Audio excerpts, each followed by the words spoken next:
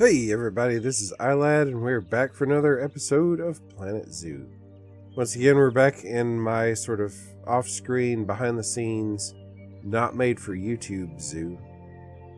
And recently I did an overview video of the whole zoo, and I wanted to spend some time doing some deep dives into specific elements of the zoo that I'm kind of proud of.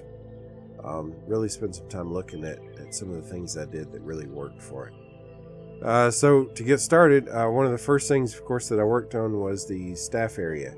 And this is not the first version of the staff area.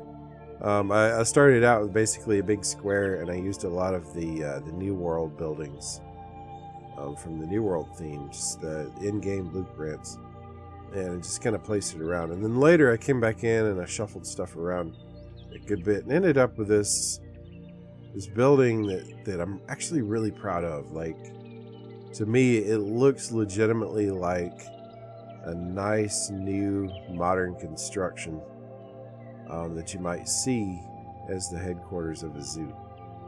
And as this is the first staff area, it's the one closest to the entrance, which is right down through that way.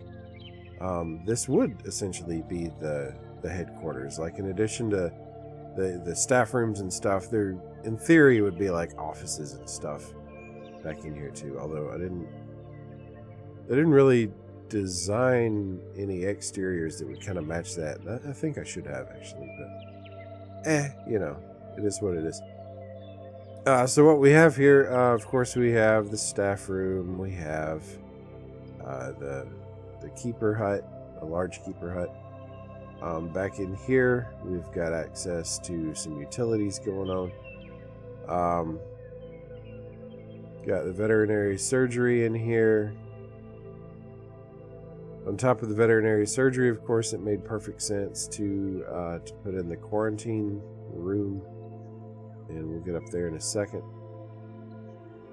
But just like, I love the experience of kind of walking around, you know, at guest eye level or worker eye level. There's a quarantine facility. Oh, can I not navigate? Whoa, do not unpause. Cannot run this zoo unpaused. This is unfortunate. I can't even navigate stairs in explore mode. That sucks. I'll tell you, as much as I love this game, there are significant issues with some things. Like being able to place explore mode on the top floor of a building. Anyway, okay, fine. There's the mechanics workshop. Oh no, trading center, right? Mechanics workshop. Yeah. Research lab. Yeah, and it's all in this one structure. Up on top, we've got wind power. So I used these faux windows for the buildings that don't have interiors, and oh yeah, there's another staff room in the back. Yeah, I used pretty judicious use of these planted wall structures. Try and give it like a green feel, you know, like it's obviously that's conservation pack inspired, but clusters of ivory everywhere. I really love the way this came out.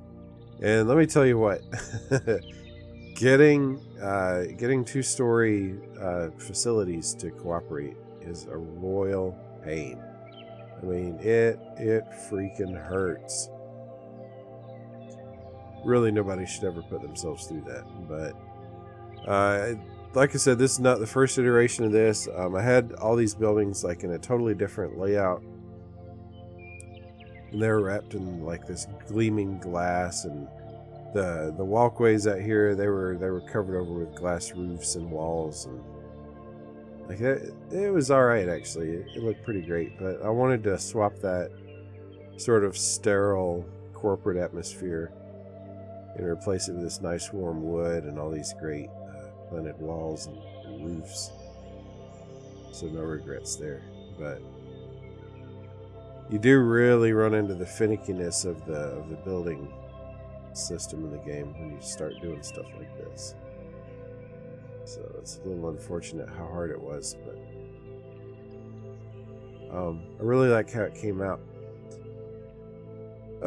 See, what is this? This is another staff room, right? Yeah. I don't know why I have a third staff room in this complex, but whatever. I'm not going to argue with my past self. I don't remember why I made those decisions. Basically, at some point, I took the entire staff room and I copied it, like duplicated it, and pasted it back here to serve the African Valley or the Safari Valley, and I think maybe also the Safari Hills habitats. And since it's an African theme, I stripped off all that modern New World stuff and replaced it with this. Like I kept the awnings, otherwise everything's pretty much different. The ivy patterns I think are pretty much the same. But instead of the green roofs, I did sort of these raised thatch. And actually, like, you end up with a very similar effect, because the fact that there is this gap in here means that all the heat from the sunlight is going to be building up on the thatch, and then natural cooling will sort of whisk that away. So it's still a very green solution. I do still have a bit of a green roof up here. But yeah, same building, same arrangement, orientation, everything. Right down to the same utilities back here in the back. Just an example of how just a reskin on an existing structure can make all the difference in the world. I did add sort of this pergola up here over the wind power. Yeah. Pretty pleased with both variations of this, if I'm being honest. Like, I don't mind bragging on myself, folks. I know where my failures are. Like, I know where my weak spots are. But if I do something good, I'm gonna point it out. But yeah, hopefully getting a nice close-up look at both these facilities has been inspirational for you. If you decide to inflict such a project on yourself, I wish you the best of luck. Again, like managing paths on top of buildings, managing building around the paths, just ended up being a lot harder than it needed to be. But I regret nothing. I feel like it's really good for me. Well, I do regret not putting something inside that planter to sort of block people from clipping into it. I should have used barriers, but you know, it is what it is. So thank you guys for watching. If you enjoyed this close-up look at one of my favorite builds in this zoo, I hope you'll consider dropping a like, possibly hitting the subscribe button. There's more close-up looks at other stuff in the zoo coming up in the near future, so I'd love to see y'all back for those. Y'all take care. Bye-bye.